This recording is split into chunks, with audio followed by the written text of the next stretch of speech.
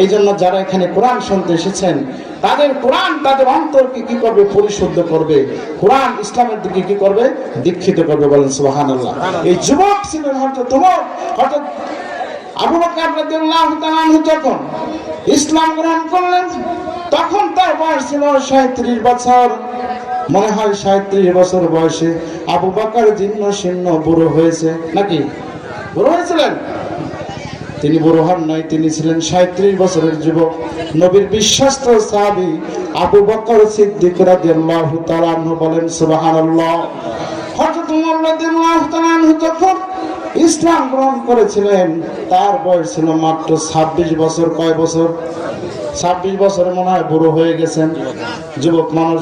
যখন আব্দুর রহমান ইবনে আউফ রাদিয়াল্লাহু তাআলা ইসলাম গ্রহণ করেছিলেন, তার বয়স ছিল মাত্র 17 বছর। হযরত আলী রাদিয়াল্লাহু তাআলা যখন ইসলাম গ্রহণ করেছিলেন, তার বয়স ছিল মাত্র 8.5 বছর। বলেন সুবহানাল্লাহ। এই সমস্ত ব্যক্তিদের দ্বারা ইসলাম প্রতিষ্ঠিত হয়েছিল। আজকে যারা যুবক ভাই, তাদের দ্বারা এই এলাকায় ইসলামের বাণী, ইসলামের কালেমার পতাকা পথ করে উঠবে। বলেন সুবহানাল্লাহ। সেই জন্য যুবক ভাইরা, তোমরা ইসলামের আগামী দিনের পতাকাবাহী হবা। তোমরা ইসলামকে বাংলার জমিনে প্রতিষ্ঠা করবা। যেমনই ভাবে আমাদের দেশের তরুণ ছেলেরা 1971 সালে দেশকে স্বাধীন করেছিল, তেমনি 2024 সালে আমাদের দেশের তরুণ ছেলেরা তাদের জান এবং মাল দিয়ে আমাদের এই বাংলায় নতুন করে স্বাধীনতা অর্জন করেছে। বলেন সুবহানাল্লাহ। সেই জন্য যুবকরাই হলো দেশের আইডল, যুবকরাই হলো, তরুণেরাই হলো ইসলামের একমাত্র পিলার। বলেন সুবহানাল্লাহ। হযরত আব্দুল উজ্জা নামক একজন ব্যক্তি সাহাবী ছিলেন, তার নাম হয়েছিল আব্দুল্লাহ জুলবাজাদাইন। আমি যুবক ভাইদের কথা একটু আগে বলে নিচ্ছি, কারণ যুবকরা যেহেতু মাহফিল অ্যারেঞ্জ করেছে, তারপর আমার মূল আলোচনায় চলে যাব। আব্দুল্লাহ জুলবাজাদাইন নামে একজন সাহাবী, তিনি ছিলেন একজন এতিম মানুষ, গরিব মানুষ। তার বাবা ছোটকালেই মারা যায়। রাসূল সাল্লাল্লাহু আলাইহি ওয়াসাল্লামের দাওয়াতের কথা শুনে তিনি অনুপ্রাণিত হয়েছিলেন, কিন্তু চাচার আন্ডারে থাকার কারণে তিনি প্রকাশ্য ইসলাম গ্রহণ করতে পারছেন না। চাচা তাকে ইসলামের দিকে দীক্ষিত হতে বাধা দেবে এই প্রত্যাশা, এই আশা ব্যক্ত করেছিল বলেই তিনি প্রকাশ্যে চাচার কাছে কথা বলতে পারেন না।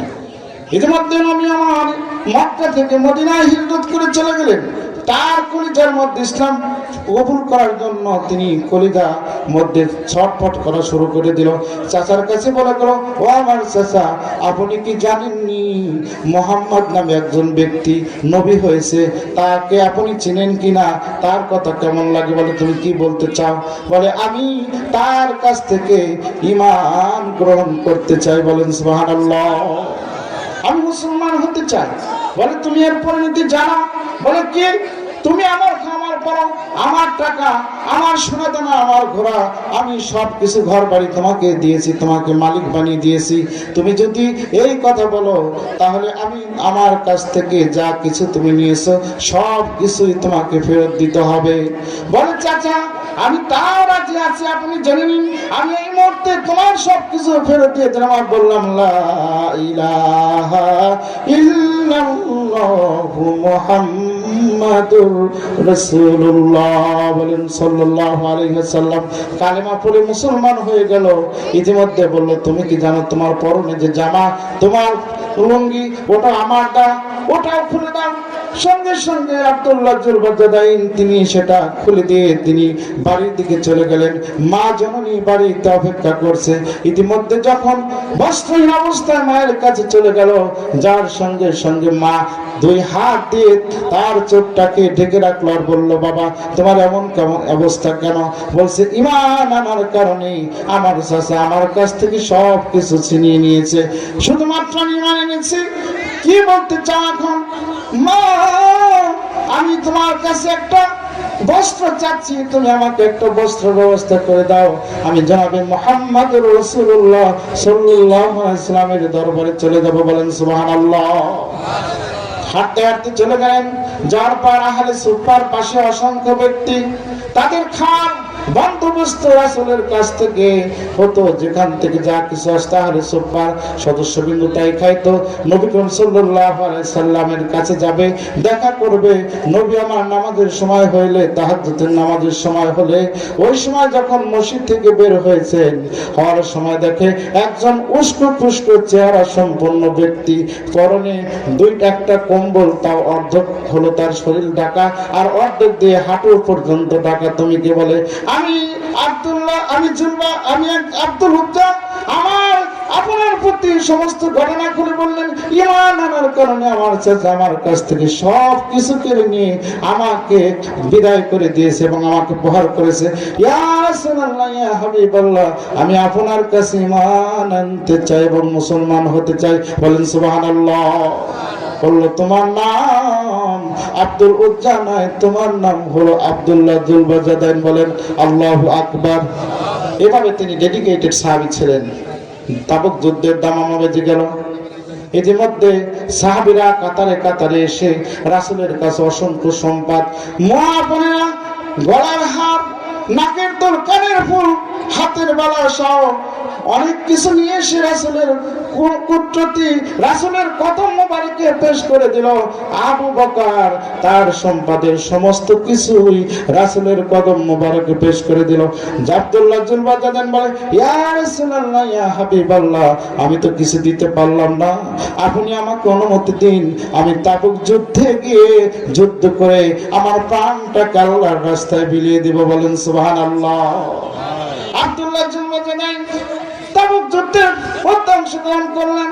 কিছুদিন পর অসুস্থ হয়ে আব্দুল্লাহ যুলবাজাদাইন শাহাদাত বরণ করলেন। রাসূল তার জানাজা নামাজ পড়ালেন। রাতের বেলায় তিনি দুইজন সাহাবী আব্দুল্লাহ যুলবাজাদাইনের লাশ বহন করছে। একজন বাতি নিয়ে দাঁড়িয়ে আছে, আর কবরের মধ্যে একজন দাঁড়িয়ে আছে। এমত অবস্থায় কবরের মধ্যে তিনি দাঁড়িয়ে আছেন। তিনি বলেন, তোমাদের ভাই আব্দুল্লাহ লাশকে অত্যন্ত সম্মানের সাথে নিয়ে আসো। সে ইসলামের জন্য অনেক কিছু বিসর্জন দিয়েছে। আল্লাহ রাব্বুল আলামিন তার প্রতি সন্তুষ্ট। কবরের মধ্যে আর কেউ নাই, তিনি ছিলেন রাহমাতুল লিল আলামিন জনাবে মুহাম্মদুর রাসূলুল্লাহ সাল্লাল্লাহু আলাইহি সাল্লাম। বলেন সুবহানাল্লাহ। তার লাশ দাফন করা হলো। আব্দুল্লাহ ইবনে মাসউদ রাদিয়াল্লাহু তাআলা বলছেন, আজকে যদি সে না হয়ে আমি যদি ওই কবরের মধ্যে থাকতাম, আমার ভাগ্য কত সুপ্রসন্ন হতো। বলেন সুবহানাল্লাহ। এভাবে যুবকদের মর্যাদা রাসূল দিয়েছেন, আল্লাহ পাক দিয়েছেন। আমার যুবক ভাইরা এখানে যারা আছেন, তাদের মর্যাদা আল্লাহ পাক দিবেন। একজন যুবক 70 জন প্রতিবেশীর ব্যাপারে কিয়ামতের দিন সুপারিশ পায়, তার পরিবারের সদস্য এবং তার আত্মীয় স্বজনের জন্য 70 জন ব্যক্তির জন্য সুপারিশ করার পাওয়ার পাবে। বলেন সুবহানাল্লাহ। এই যুবক ভাইরা তারা কি ইসলামের জন্য যারা এসেছে, তাদের মর্যাদা অসংখ্য রয়েছে। সেই জন্য আমি যুবক ভাইদেরকে বলবো, তোমরা এদিকে সেদিকে ঘোরাফেরা করে এত বড় প্যান্ডেল তোমরা সাজিয়েছো, আসো তোমরা প্যান্ডেলের মধ্যে চলে আসো। মা বোনেরা, অসংখ্য